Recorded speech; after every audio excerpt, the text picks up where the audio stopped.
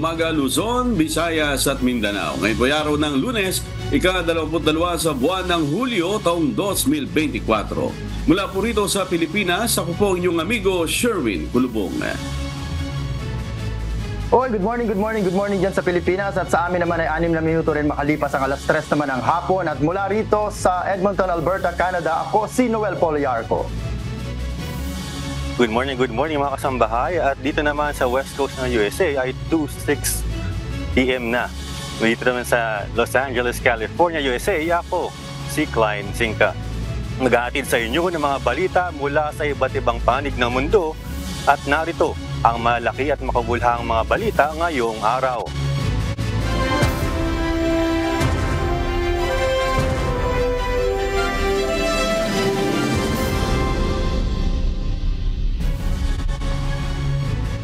Nasa full status na ang Philippine National Police o PNP para tiyakin ang seguridad sa isasagawang ikatlong State of the Nation Address o SONA ni Pangulong Ferdinand Marcos Jr.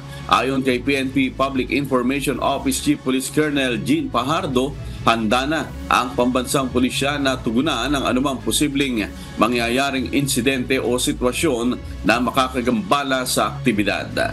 Sa kasalukuyan, wala naman umano na monitor ang PNP na anumang seryosong banta sa SONA, ngunit tiniyak naman ito na ang kanilang maigting na pakikipag-ugnayan sa ibang security forces para sa intelligence monitoring at gathering para maging maayos at mapayapa ang pag-uulat ni Pangulong Ferdinand Marcos Jr. sa bayan. Hataw Balita ngayon! Nagsagawa kahapon, July 21, sa Malacanang ng last-minute preparation si Pangulong Ferdinand Marcos Jr. para sa kanyang ikatlong State of the Nation Address o SONA ngayong Lunes, July 22. Kita sa video na in-upload sa kanyang official account ang behind the scene ng kanyang rehearsal habang nakatayo sa isang podium at inilalahad ang kanyang talumpati. Nauna nang sinabi ng Pangulo na nahihirapan itong paikliin ang mahahalagang nilalaman ng kanyang SONA speech. Ayon sa kanya, hinahanapan pa nila ito ng paraan upang kung saan ang mga kalihim na ang inaasahan nitong magpaliwanag ng mga detalye ng mga priority na kanyang ilalahad. Hataw Balita ngayon! Inanunsyo kahapon, July 21, ng Grupong Manibela na magsasagawa sila ng tigil pasada na isasabay nila sa araw mismo na ikatlong State of the Nation Address o SONA ni Pangulong Ferdinand Marcos Jr. ngayong Lunes, July 22. Ayon sa chairperson ng Manibela na si Mar Balbuena, inaasang aabot sa 4,000 na mga kasapi nito sa Metro Manila ang lalahok sa transport strike para ipahayag ang kanilang pagtututol sa Public Utility Vehicle Modernization Program o PUVMP ng pamahalaan. Nagkakaroon din umano ng kasabay na pagkilo sa Baguio City, Pangasinan, Naga City, Camarines Sur, Visayas at Davao Region.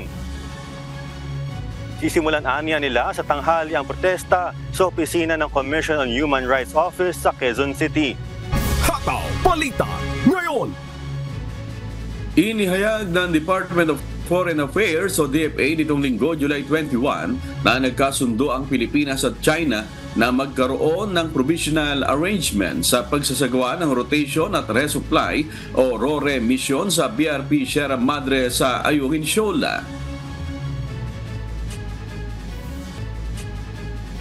Sa opisyal na pahayag, sinabi ng DFA na ang provisional arrangement ay bunga ng ilang serye ng mga konsultasyon sa pagitan ng Pilipinas at China sa idinaos na 9th Bilateral Consultation Mechanism on the South China Sea sa Manila nito lamang Hulyo.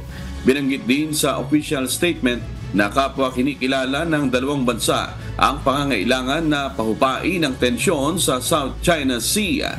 Kasama rin ang pagsasaayos ng sitwasyon sa pamamagitan ng dialogo at konsultasyon kung saan kapwa kikilalanin ang posisyon ng bawat isa. Hataw Balita ngayon! Naka-red alert status na ang Disaster Risk Reduction and Management Council ng lalawigan ng Cagayan at Batanes dahil sa bagyong Carina. Ipinatutupad ang red alert sa dalawang probinsya simula pa alas 5 ng hapon ng linggo, July 21, bilang paghahanda sa inaasahang epekto ng bagyo. Sa Sa ilalim ng Red Alert status, activated na ang lahat ng rescue at response unit sa Batanes at Cagayan para sa agarang pagresponde sakaling lumakas pa ang bagyo. Pinapayuhan naman ang mga residente sa mga nabanggit na probinsya na mag-monitor at sundin ang payo ng mga otoridad sakaling kakailanganin na lumikas. Hataw Balita ngayon. Binaha ang ilang mga kalsada sa Davao City kahapon, July 21, dahil sa walang tigil na pagulan dulot na epekto ng habagat. Sa National Highway sa Barangay Timbungko, halos hindi na madaanan ang kalsada dahil sa taas ng tubig. Ganon din ang nangyari sa Malagamot, Panakan, kung saan ilang mga sasakyan ang namatayan ng makina dahil sa taas ng baha. Bumaha rin sa Toril proper, Sasa at Bahada. Sa Mega Homes, Bago Galliera, Davao City, hirap namang makatawid sa kalsada ang mga residente dahil baha ang kanilang daraanan. As of 11 PM kagabi, unti-unti nang bumaba ang tubig baha at nadaraanan na ang mga kalsada. Hataw Balita ngayon.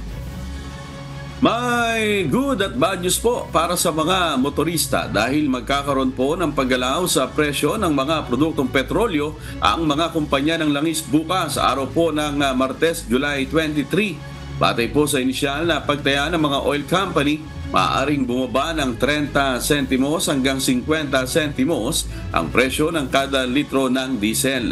Magkakaroon naman ang pagtaas sa presyo na aabot sa 20 sentimos hanggang 40 sentimos sa presyo naman ng kada litro ng gasolina. Posibleng magka-rollback na 50 sentimos hanggang 70 sentimos ang kada litro ng kerosene. Mamaya po i-anunsyo ng mga kumpanya ng langis ang final price adjustment na ipatutupad nila bukas. Hataw Balita ngayon. Tinapos na nitong linggo, July 21, US time, ni President Joe Biden ang kanyang re-election bid na nalalapit na presidential election ng Estados Unidos sa buwan ng Nobyembre.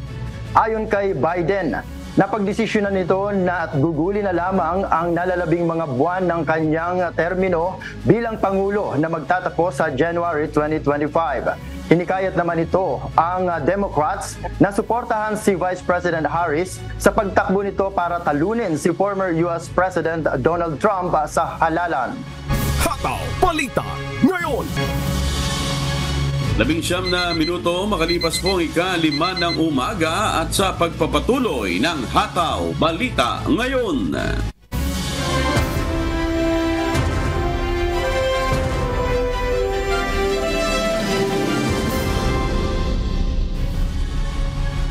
Malaki na ang naging epekto sa hanap buhay ng mga mangingisda sa Masinloc, Zambales ang ginawang fishing ban at pagbabanta sa kanila ng China sa may Scarborough Shoal na bahagi ng West Philippine Sea. Pakiusap nila sa Pangulo sa kanyang State of the Nation Address o SONA ngayong araw pagkaluban sila ng commercial fishing vessel na pwede nilang magamit sakaling makapangisda silang muli sa lugar. Si Nestor Torres, humahataw. Hataw Balita ngayon. Tuluyan ang walang nakapangingisda ngayon sa Bao de Masinloc o Scarborough Shoal sa grupo ng Masinloc Farmers Association sa probinsya ng Zambales.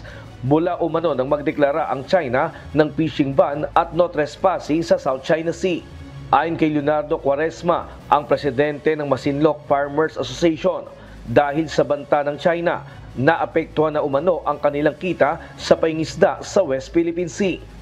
Dati anya ay malaya silang nakapangingisda. Ngayon ay pahirapan na makapasok kahit ang malalaking commercial fishing vessels sa Bao de Masinloc dahil sa maigpit na pagbabantay ng China Coast Guard. Ay malaki po yung pagkakaiba mula noon hanggang ngayon. Dahil noong mga una ay malaya po na nakakapangisda yung ating mga kasamahan na nag-Scarborough Shoal. At maging yung mga commercial fishing vessel ay nakakapangisda malapit sa Bao de Masinloc. Pero sa kasalukuyan, na mula nung nagdeklara sila ng fishing ban noong Mayo 15 at nitong June 15 ay nagsagawa po sila ng no trespassing policy. Sinabi pa ng presidente ng samahan ng mangingisda, kahit ang alkalde ng Masinloc ay pinaiwasan na rin sila muna na mangisda sa lugar. sa panganib na maaring sapiti na gawin sa kanila ng China. Kinausap sila ng ating mahal na mayor dito sa aming bayan na hanggat maaari ay umiwas na doon sa kanilang pangingisda doon sa loob ng lagon dahil maaring manganib yung kanilang buhay. Dahil ang sabi ng China mula nung nagdeklara sila ng no trespassing policy ay huhulihin daw nila yung sino man na maaabutan nila doon sa lugar at ay kukulong nila ito ng 60 araw. So yun yung isa na pangamba ng ating mga mangisda, kaya hindi sila nagpupumilit ngayon na bumalik para mangisda yung ating mga Scarborough fisherman doon sa Baho de Masinloc. Anya, dati-rati rin ay nakakasama pa ang grupo nila sa pangingisda sakay ng mother boat, kung saan bumabiyahe sila ng nasa 18 oras sa Scarborough Shoal para makapanghuli ng iba't ibang malalaking isda gamit ang lambat.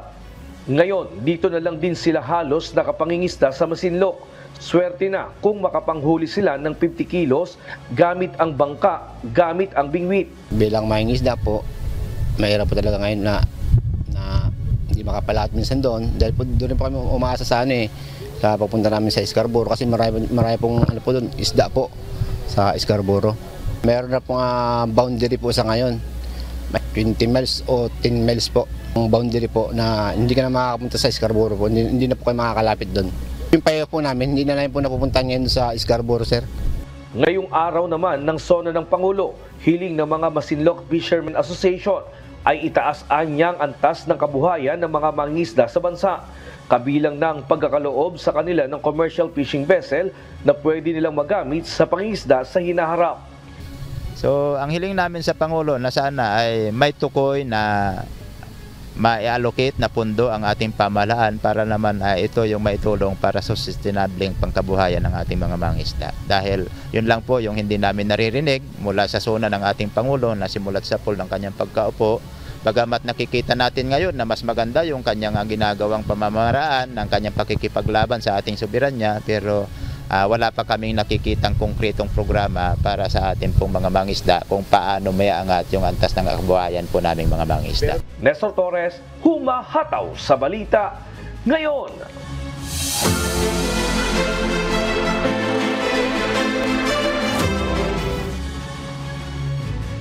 Sinailalim sa isang modified first aid training ang 32 traffic enforcer sa probinsya ng Camarines Norte. Pinangunahan ng Camarines Norte Police Provincial Office at UNTV News and Rescue ang naturang aktibidad. Si Brian Baldarahe, humahataw! Hataw Balita ngayon. Sa madalas na pagkakataon, tumatawag na lamang ng rescue responders ang traffic enforcer na si Erwin sa tuwing makakakita siya ng mga aksidente sa kalsada. Gustuhin niya man kasi bigyan ng paunang lunas o first aid ang isang motoristang na aksidente, hindi niya magawa dahil sa kakulangan ng kaalaman sa pag-rescue. Sa responde po sa mga na-aksidente, meron po. Kaya lang, ang unang ginagawa na nga po namin kasi wala pa kaming sapat na kaalaman, natawag na po kami ng MDR, sir. Natatakot naman na galawin ng traffic enforcer na si Bernie ang isang na-aksidenteng motorista. Baka kasi imbis na matulungan niya ito, ay lalo pa itong mapasama dahil sa kakulangan niya ng kaalaman sa pag-a-apply ng first aid. Wala kaming, mayroon kaming konting training pero hindi namin talaga pwedeng hawakan yun. Hindi pa rin kami nangangahas kasi baka mamaya ma-dislocate yung na-rescue namin, baka kami pang pabaliktaran ng gano'n. Ayon sa Camarines Norte Police Provincial Office, ngayon buwan pa lamang ng July 2024, umabot na sa 499 ang naitalang vehicular at traffic accident sa probinsya ng Camarines Norte. Naabot na nito ang 60% ng kabuuang bilang ng naitalang aksidente sa kalsada noong nakalipas na taon na umabot ng 831 na vehicular accident. Dahil dito, sa layuning madagdagan ang puwersa ng mga responders sa tuwing magkakaroon ng mga aksidente sa kalsada sa probinsya, isang modified first aid training ang isinagawa ng Camarines Norte Police Provincial Office sa pakikipagtulungan nito sa UNTV News and Rescue. Dinaluhan ito ng 32 na mga traffic enforcer mula sa 3 bayan sa probinsya, kabilang ang mga traffic enforcer mula sa mga bayan ng Daet, Labo at Basud. Sila yung laging nasa kalsada. sila yung unang nakakakita ng anumang aksidente o insidente. So sa ganitong kaparaanan, pagka dumating yung pagkakataon na ganito ay sila na mismo yung magbibigay ng first aid. Itinuro sa naturang pagsasanay ang introduction to first aid at tamang pag-a-apply ng paunang lunas sa mga nasugatan. Bukod sa mga lecture, nagkaroon din ng mga actual demonstration ng first aid. Kabilang sa pagsasanay na dinaanan ng mga traffic enforcer dito sa Camarines Norte ay ang tamang dapat gawin kapag may pasyenteng nabulunan o choking patient. Ilan din sa mga itinuro dito ay ang wastong pagsasagawa ng cardiopulmonary resuscitation o CPR. Ayon pa sa CNPPO, magiging malaking tulong din ang mga traffic enforcers sa probinsya bilang first aid responders lalo pat patuloy ang pagdami ng mga motorista sa mga pangunahing kalsada sa lalawigan. Magbubukas na po ang ating airport at ang ating seaport, so iginagayak natin ang ating law enforcement. So timing lang po dahil dadami rin yung mga taong pupunta rito at may mga traffic officer tayo na mag-a-assist po sa kanila. Papasalamat ako sa ating Kuya Daniel Rason na walang sawang tumutulong sa atin dito sa Camarines Norte. Samantala, ang pagtuturo ng basic life support at first aid training ay bahagi ng advokasya ng UNTV News and Rescue. Hindi lamang ito para makatulong sa pagresponde sa mga naaksidente, kundi para makapagbahagi rin ng kaalaman sa pagsagip ng buhay ng mga taong nangangailangan ng tulong. So ganun po ang kasidi yung advokasya ng aming Kuya Daniel na maturuan po lahat ng sektor ng lipunan na matuto, magkaroon ng kaalaman sa pagbibigay ng first aid, sa pagre-rescue. Kasi nga po, pag dumating yung emergency, hindi natin alam, dapat marunong tayo. Brian Baldarahe, humahataw sa balita ngayon.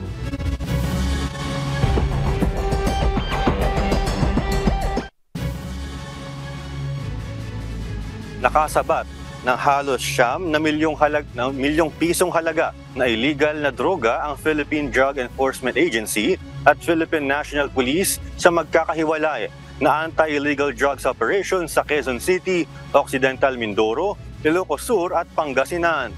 Si Benedict Samson, humahataw. Hataw Balita ngayon.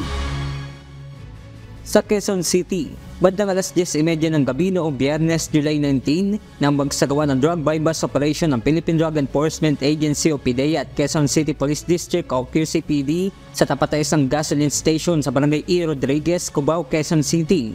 Sa nasabing operasyon, arestado ang isang suspect na isa munong van rental driver. Nakuha sa suspect ang nasa halos 58 kilos ng marijuana na may estimated street value na mahigit 6.9 million pesos. Naaresto naman sa isang operasyon ang 5 suspect habang nakatakas naman ng isa nang magsagawa ng bypass operation ng PDEA at Philippine National Police Maritime Group sa Talaban proper, Mamburao sa Occidental Mindoro. Nakuha sa mga ito ang nasa mahigit 235 grams ng hinihinalang shabu na may estimated street value na aabot sa 1.6 million pesos. Sa Pangasinan, 3 suspect ang naaresto ng PDEA, PNP Drug Enforcement Group at Mangaldan Police sa Mangaldan, Pangasinan. Nakuha sa mga naarestong suspect ang nasa 65 grams ng umano'y shabu na may estimated street value na 442,000 pesos. At sa Ilocos Sur, isang seaman naman ang naaresto sa isinagawang drug bypass operation ng PDEA at Ilocos Sur PNP sa bayan ng Santa Maria, Ilocos Sur nitong Linggo, July 21. Nakuha sa suspect ang nasa 1 gramo ng hinihinalang shabu na may halagang naabot sa 7,000 pesos. Sa ngayon, nasa kustodiya na ng mga otoridad ang mga naarestong suspect na maharap sa kasong paglabag sa Republic Act 9165 o Compressive Dangerous Drugs Act of 2002.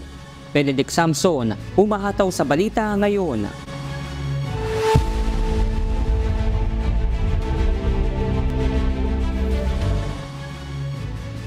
Nagbabalang National Anti-Scam Center sa Australian businesses at citizens tungkol sa scammers na posibleng magsamantala sa nangyaring global CrowdStrike outage.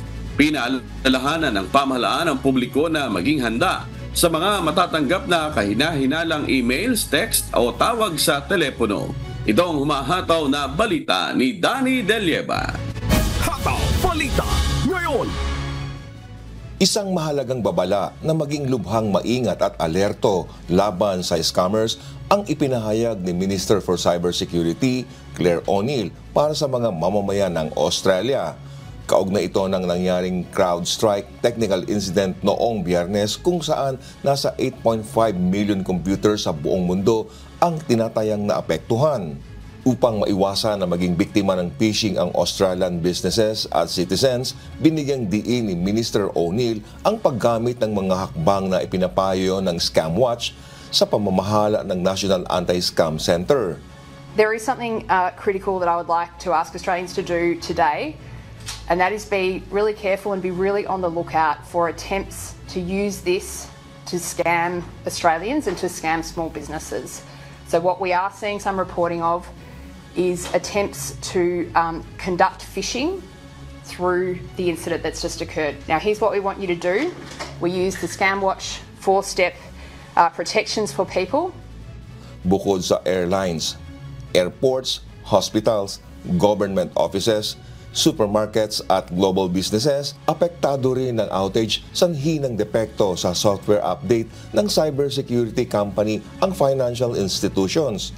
Kaya payo rin ni Australian Competition and Consumer Commission o ACCC na namamahala sa National Anti-Scam Center na huwag basta-basta mag-download ng unsolicited software kapag may natanggap na tawag dahil bibigyan nito ng access sa iyong computer, pati banking details ang scammers. Ayon kay Ms. O'Neill, bagamat malawak na gawain ang isinagawa noong weekend upang maisaayos ang mga naapektuhang sektor ng ekonomiya, posibleng abutin pa ng hanggang 2 linggo para tuluyang makabalik online ang lahat ng serbisyo. Nagkaroon din ng pag-uusap sa pagitan ng CrowdStrike at National Coordination Mechanism kung saan ipinahayag ng cybersecurity company na malapit na nitong ilabas ang isang automatic fix bilang tugon sa insidente. Hindi naman matukoy ni Australian Chamber of Commerce and Industry Chief Executive Officer Andrew McKellar kung ano ang halaga ng naging epekto ng outage sa mga negosyante. Dahil nangyari ang insidente noong Biyernes ng hapon, marami sa mga establishments ay makakakuha pa lamang ng kinakailangang IT support ngayong araw ng Lunes. Danny Dilieva, humahataw sa balita ngayon. Hataw Balita Ngayon. Patuloy sa pananalasa sa Western Canada ang wildfire na lalo pang pinalala ng extreme heat wave. Evacuation alert nakataas na sa ilang komunidad na apektado ng kalamidad. Mula sa Edmonton, Canada, may humahataw na balita si Jeffrey Coz live. Hataw Balita Ngayon. Hello Jeffrey, ano-anong mga lugar sa Alberta ang naglabas ng evacuation order? Noel, kabilang sa naglabas ng evacuation order ang Little Red River Cree Nation para sa mga komunidad ng John Deere Prairie at Fox Lake. Pinalikas din ang mga residente ng Chippewan Lake First Nation noong Huwebes, July 19. Lubang mataas ang antas ng panganib ng wildfire sa lahat ng bahagi ng Western Canada, kabilang na ang British Columbia, Alberta, Saskatchewan at ilang bahagi ng Northwest Territories. Lalo pang lumala ang sitwasyon dulot ng extreme heat wave kung saan naging epicenter ng wildfire ang British Columbia na kasalukuyang may 3 massive wildfire na maaaring banta sa kaligtasan ng publiko. Binalot naman ng makapal na usok ang bahagi ng Northern United States, Ontario at Quebec. At dahil sa Poor Air Quality Index, namigay naman ng K95 mask ang pamahalaan ng Edmonton sa mga residente. Maigpit namang ipinatutupad ang fire ban sa ilang lugar upang maiwasan ang sanhi ng wildfire. Balik sa iyo, Noel. Oh yes, Jeffrey, kahapon nga lang din ay naranasan natin dito yan sa Edmonton yung napakausok na na sa labas at mahirap gang huminga. At dito ba, Jeffrey, ilang mga ektarya ba ang natupok ng wildfire last year sa buong Canada? Noel, mahigit sa 16 million hectares ang sakop ng wildfire last year at ito nga ay naitala sa pinakamalawak o pinakamalaking wildfire sa kasaysayan dito sa Canada dahil sa matinding heat wave na nararanasan natin ngayon, Noel. Alright, sige, ingat pa rin kayo dyan. Jeffrey Coz, live mula sa Edmonton, Canada. Hataw Balita ngayon. Sinabi ni Republican candidate Donald Trump na tumanggap siya ng bala para sa demokrasya. Sa gitna ito ng isang campaign rally sa Michigan ukol sa tangkang pagpatay sa kanya noong nakaraang linggo. Ito ang umahataw na balita ni Daniel Encarnacion. Hataw Balita ngayon.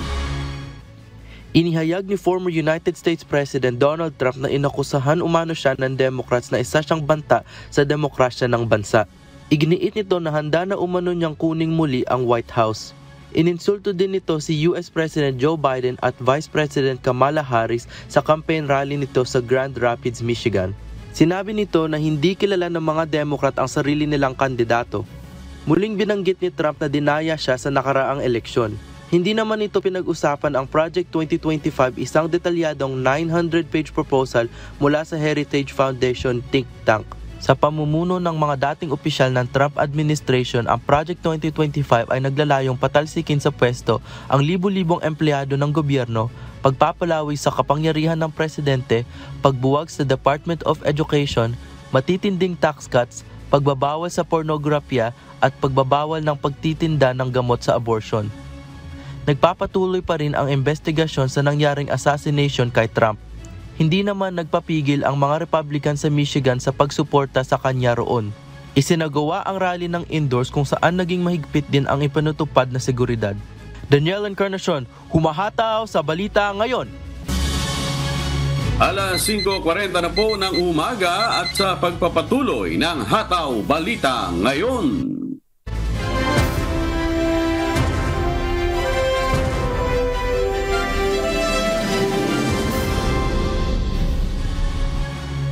Idineploy na ng Rizal Police Provincial Office ang security coverage nito, katuwang ang iba't ibang ahensya sa lalawigan para sa ikatlong State of the Nation Address o SONA ni Pangulong Ferdinand Bongbong Marcos Jr.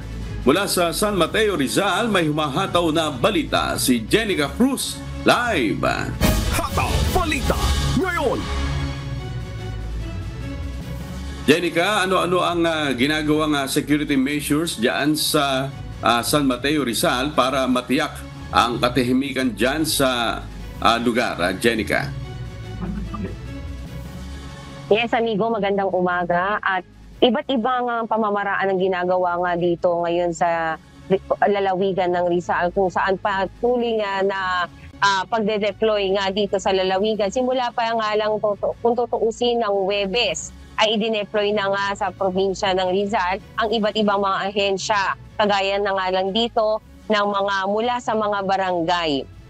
Simula noong Sabado pa lamang, July 20, ay nagkaroon na nga ng ceremonial deployment ang Rizal Police Provincial Office o PPO, kabilang na ang iba't ibang ahensya sa lalawigan upang tiyakin na magiging mapayapa ang gaganaping State of the Nation Address o SONA ni Pangulong Ferdinand Marcos Jr. Nito lamang linggo, July 21, pasado alas 8 ng gabi ay nagkaroon pa ng security monitoring si Police Provincial Director Felipe Maragul sa mga border control points ng kanilang mga tauhan. Kaugnay nga, nagmo-monitor din ang PNP sa SONA ay isa na rin sa kanilang sinusubaybayan ang weather condition.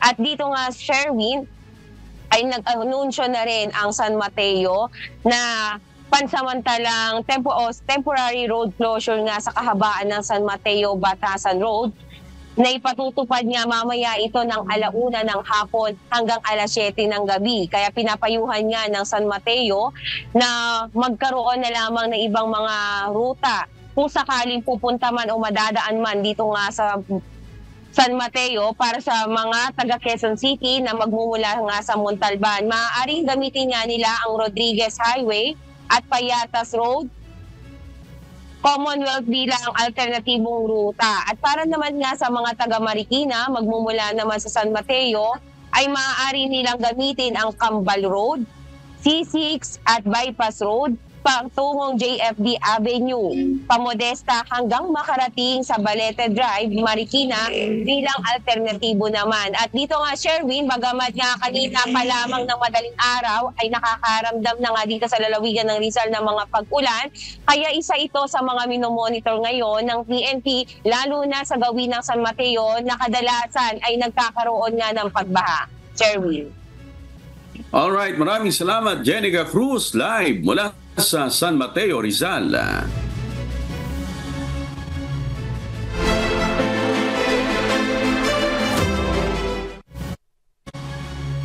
Inilunsad na ng Bangko Sentral ng Pilipinas at Department of the Interior and Local Government ang Paleng QRPH sa probinsya ng Bataan, Lalawigan, kinilala bilang kauna-unahang Paleng QR Ready sa buong bansa ayon sa BSP.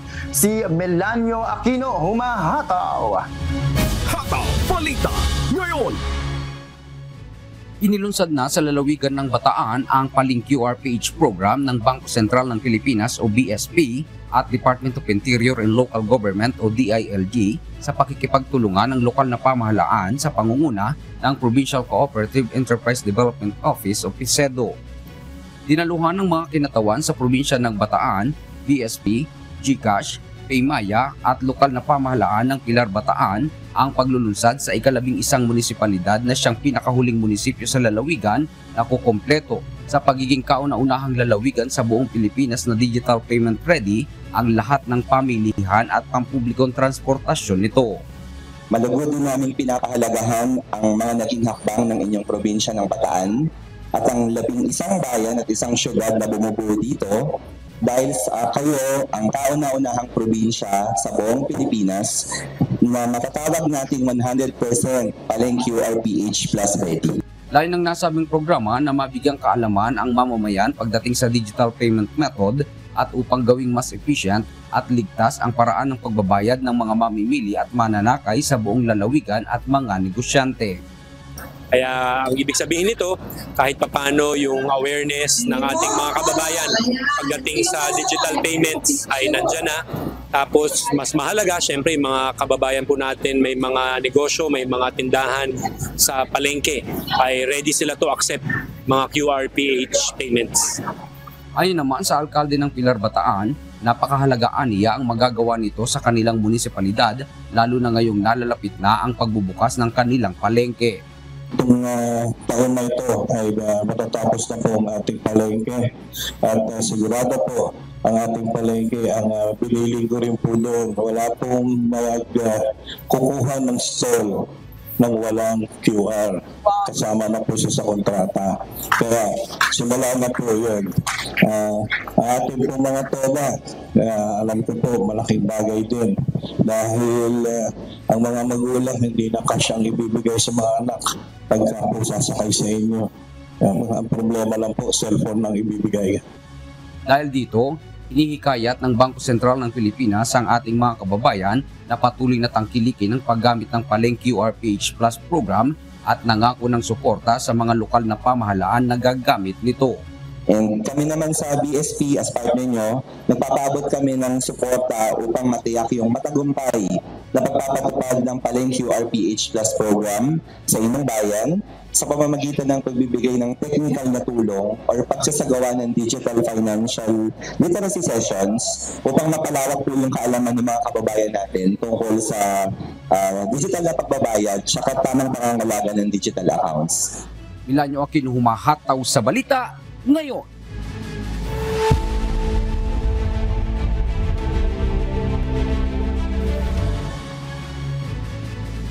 Dalawa ang nasawi dahil sa kontaminasyon ng Listeria bacteria sa mga plant-based milk sa Canada.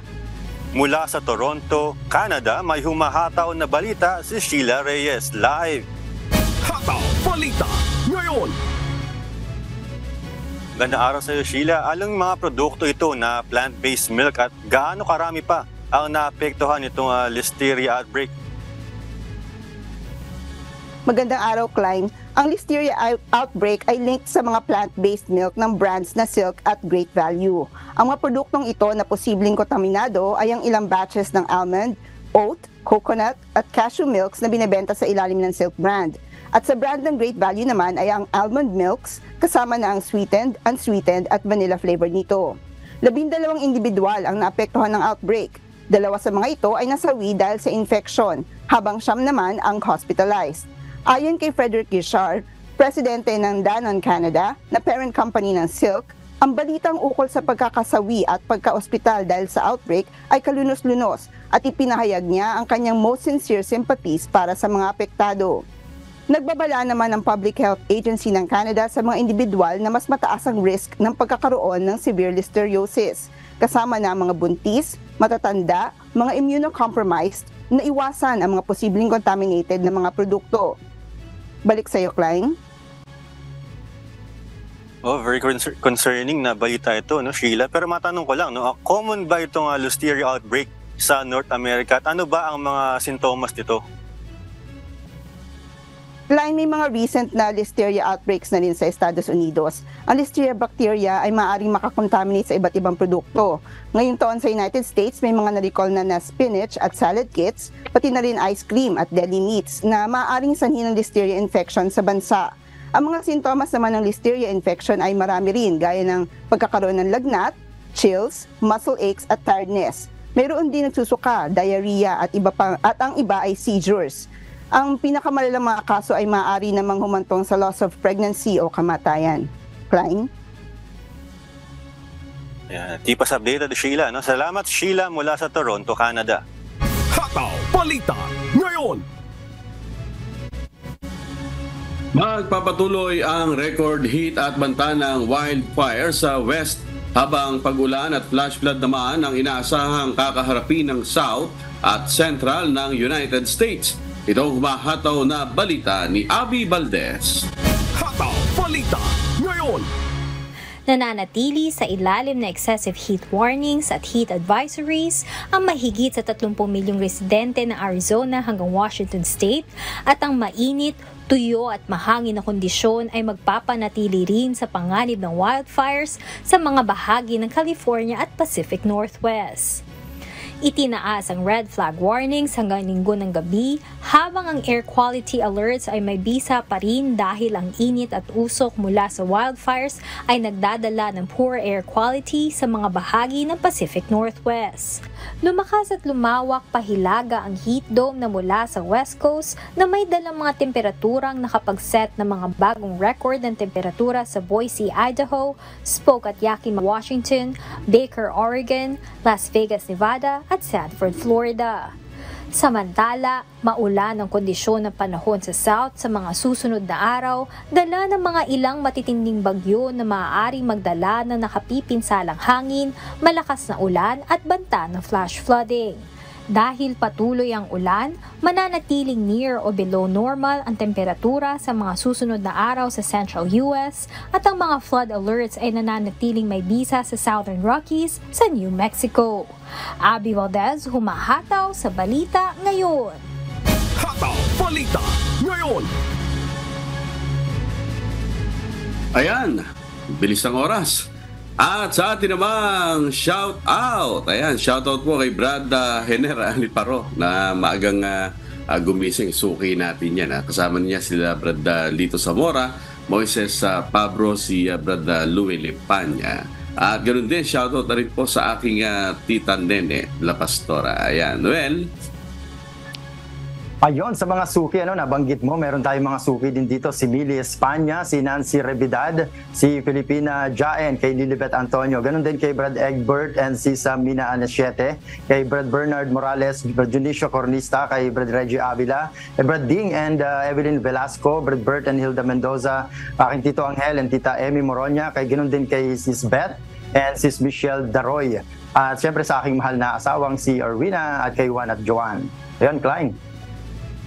Ayun, shoutout naman tayo. Happy watching kay Sis Lilith at kay Sis Jasmine at pati na sa Arcolas couple, Romero couple, pati na sa Concepcion couple at happy first birthday kay baby Danlene Concepcion. Yan, at binabati ko na rin ang Kubaco Batsinka family sa Anaheim, kay Mami, kay Daddy, kay Clive at Yani Singka. Yan, samahan naman palagi. At amigo? Of course, sa ating mga taga-subaybay sa buong Pilipinas at sa iba't ibang panig ng mundo. Ganon din sa mga tagapakinig ng Hataw Balita ngayon sa Radyo La Verdad 1350. Ayun, at patuloy po namin kayong inaanyayahan sa nagpapatuloy na mass indoctrination ng MCGI. Day number 6 na po tayo mamayang 7 p.m. Philippine Time sa official MCGI social media accounts. Kabilang ang MCGI channel, ang official YouTube channel ng Members Church of God International. Patuloy rin po namin kayong inaanyayahan na makisa sa Global Prayer for Humanity tuwing Lunes hanggang Biyernes alas 9:30 ng gabi. Ito po ay nakastream ng live sa lahat na MCGI social media accounts. Ang Global Prayer for Humanity po ay bukas sa anuman ang inyong relihiyon o lahi. At sa aming ibabahaging mga salita ng Diyos na ating sandigan mula sa Kawikaan, Kapitulo 3, talatang 1,6. Anak ko, huwag mong kalimutan ang aking kautusan, kundi ingatan ng iyong puso ang aking mga utos. Kilalanin mo siya sa lahat ng iyong mga lakad at kanyang ituturo ang iyong mga landas.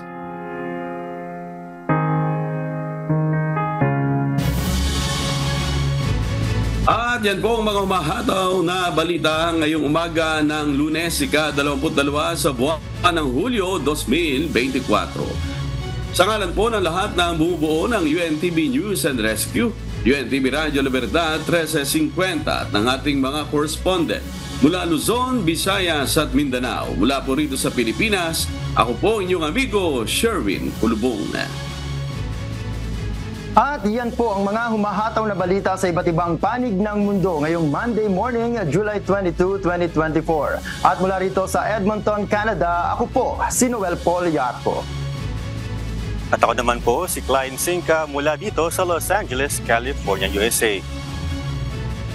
At dito sa UNTV at sa UNTV Radyo La Verdad 1350, Diyos sa aming sandigan, serbisyo publiko ang aming pinahalagahan. Susunod na ang Good Morning Kuya. Salamat po sa Diyos at magandang umaga.